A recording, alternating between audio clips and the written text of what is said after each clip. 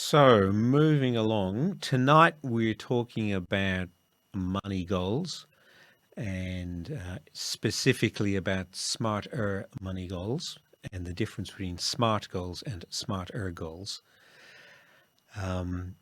We're doing this because January is a time when many of us set New Year's resolutions.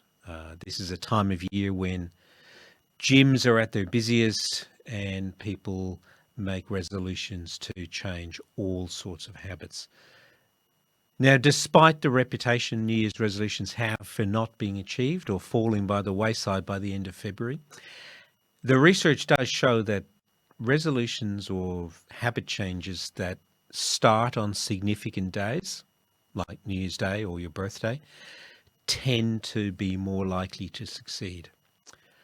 On the other hand, ones that end on significant days, like I want to achieve X by the time I turn 40, I don't want to retire by the time I'm 45, they tend to have a little less success ratios. And when we look at the ER piece of Smarter, I think it'll become clear why that might be the case.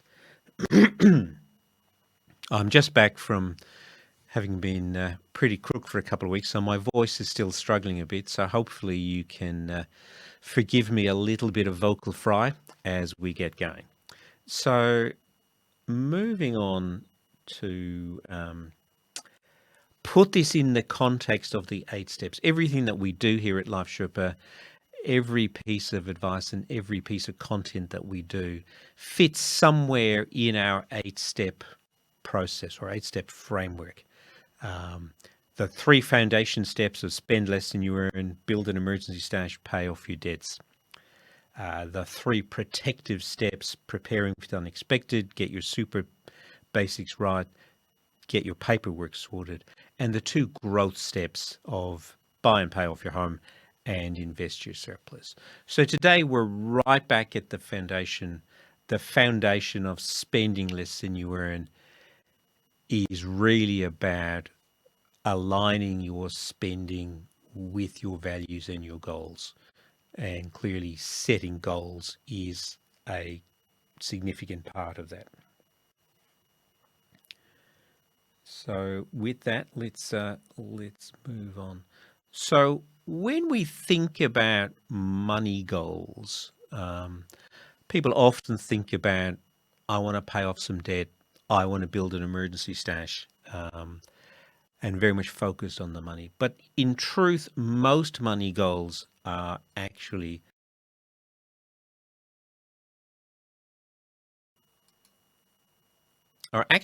life goals in disguise, and that the money goal is a consequence or an enabler of that life goal. So it's always worth keeping that in mind when we're thinking about goals. And what do I mean by that? Most goals fall into the career, health, family, or spiritual realm, and they're sort of the dimensions of wellness. So career might be, I want to get a new job, I want to make salary grade 6 by the time I'm 30. I want my boss's job. Health might be around fitness. Family's about maybe having a family. Maybe about spending more time with the kids. And spiritual, of course, is the basis for much of life, however we might describe that.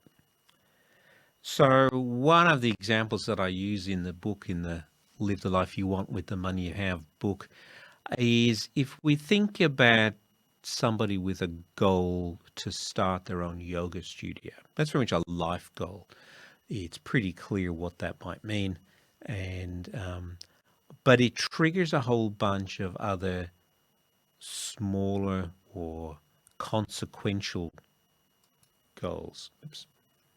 Sorry, I keep slipping back. So, for example, if you want to run a yoga studio, you're going to be able to do yoga. So you'll need to have an element of fitness and flexibility, perhaps. You may need to do some training to be qualified to do the teaching. And of course, you're going to need some money for the fit out and the launch and some marketing and maybe some staff or some money to keep you going whilst it gets going and becomes profitable. So by having a goal to start a yoga studio, it triggers a whole bunch of other things. So breaking things down into those other goals will really help in getting there. But for many people, if you've done any goal setting in a work setting or in a business setting, I'm sure you've come across um, the acronym of SMART goals. That is, they're specific, so it's clear what it is. It's measurable, so we know when we've got there. It's assignable or actionable, so there is something you can do about getting there. I might have a goal to run a 4-minute mile. That's pretty specific. It's measurable, but it's highly unlikely that I can do enough work to get there. It's not very realistic, but it could be time bound. So specific, measurable, assignable or actionable, realistic, and time bound. And that works really well in a business perspective. And the perfect example of a SMART goal, back in May 1961, President John F. Kennedy said that the US should commit to achieving the goal before this decade is out, so time bound, of landing a man on the moon and returning him safely to Earth. So we would know precisely when that had been achieved, and he set a deadline for it.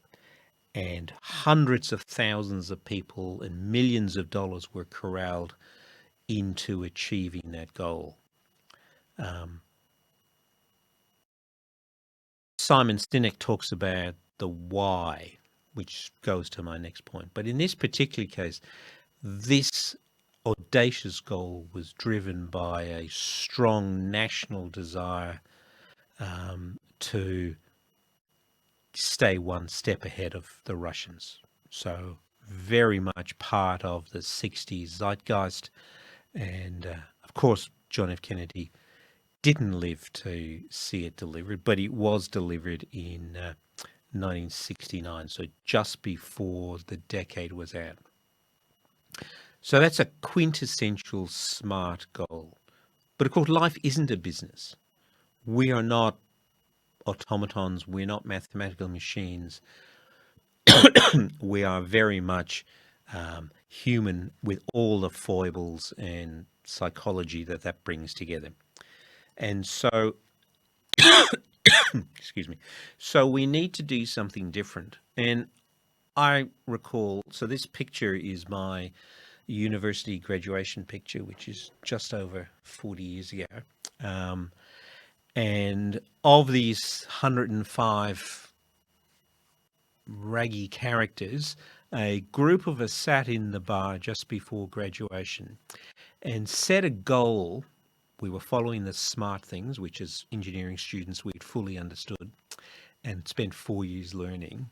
We set a goal to achieve 25,000 by 25. That is, we wanted to have an annual income of £25,000 by age 25. That has the advantage that it's memorable. It's one of those things that 25 by 25 sounds pretty good. It was a pretty aggressive goal. So here was I just before my 21st birthday, setting a goal for age 25. My first job, about 3 months after this photo was taken, I earned £6,900, and £25,000 would buy you a 1-bedroom flat in a reasonable part of London. So quite a significant goal. Most of us did in fact get there, bearing in mind that this is a period when inflation was 17%, and I went and did an MBA in the meantime. So roll forward just over 4 years, and on my 25th birthday, I woke up with a really odd sense of is that it? I had achieved the goal, but the success was empty. Um, Anthony Robbins has a saying that he says, success without fulfillment is the ultimate failure. And that's certainly how I felt on the morning of the morning after my 25th birthday, should I say. And the thing that was really missing in all of this is the ER piece. So we had a goal that was specific, 25,000 by 25. It was measurable. We could do something about it, get a better job, work hard, get some more education. It was realistic but stretchy, and 25 was a clear time bound. So what was that thing that made me feel empty on my 25th birthday? And that's this concept of which I now call emotional resonance. So what was it about this goal that would change my life? And that was the piece that was missing. So one way to look at this emotional resonance is to be able to answer three questions or complete three sentences about this goal. So when I achieve this goal, I will do. So what will I do when I achieve this goal that I can't do today? When I achieve this goal, I will be. So what is it about me that will change when I achieve this goal? And when I achieve this goal, I will feel. So at the risk of not being woke, there is nobody more motivated to save money or lose weight than a young woman who's just got engaged. And that's because of the emotional power that a wedding day and a lifetime commitment to a partner has in our society. That's very deeply ingrained. So when thinking about a goal, what is it about that goal that will mean something the day after? Without that pace, we run the risk of going, is that it? And move on to the next goal. So life becomes a sequence of what's the next goal? Done that one. What's the next goal? Which is ultimately quite unfulfilling. If any of you have read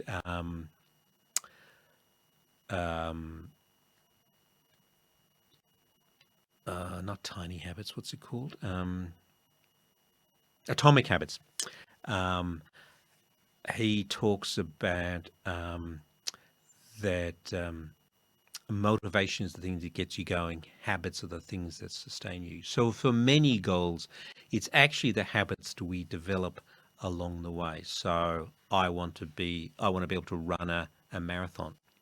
All the little things, that getting up in the morning, having that morning run, all those things are the things that sustain us. And many of those habits survive the achievement of the goal.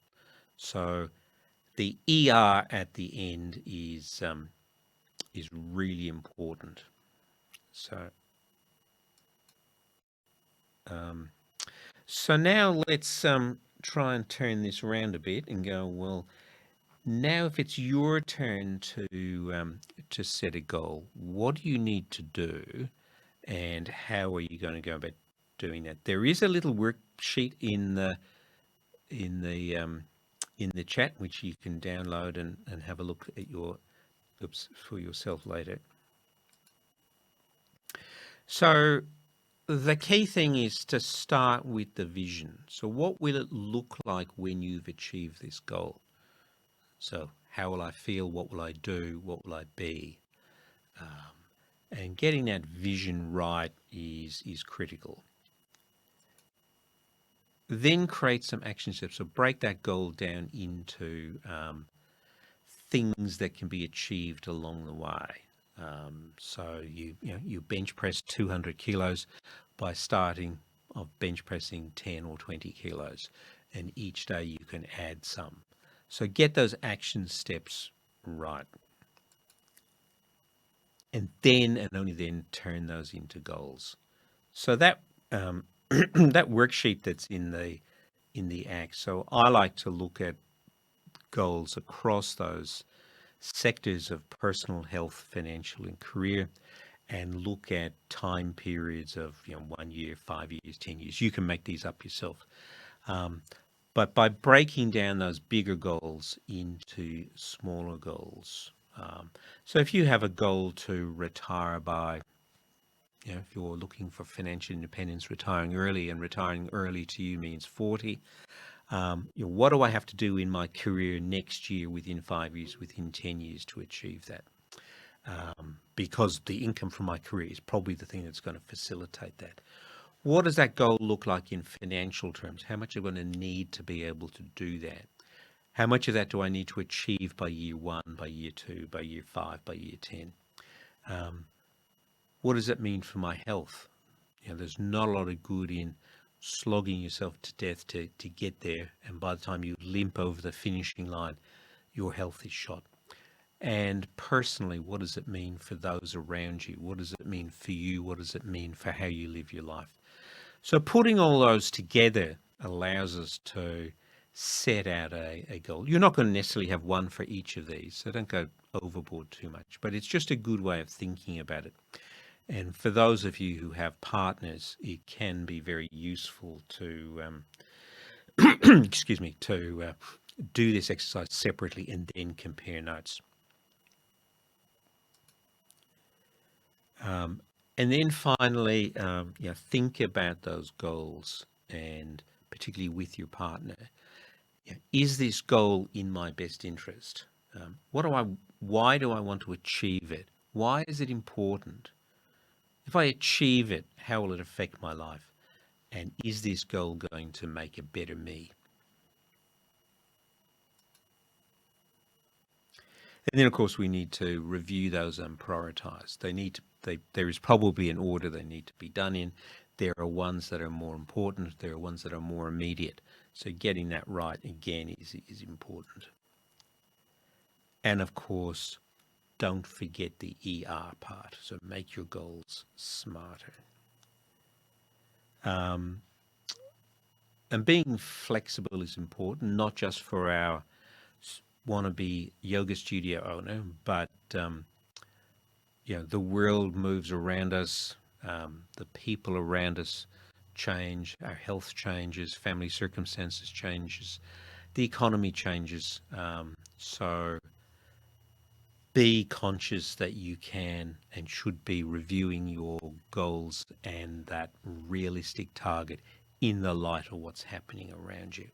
And days, specific days like New Year's Eve or your birthday or the day the clocks go back are all really good days to mentally remember to do this. And of course, the bit that many people forget is celebrate the wins along the way. And that's why breaking down your goals can be really important, that there are wins to celebrate.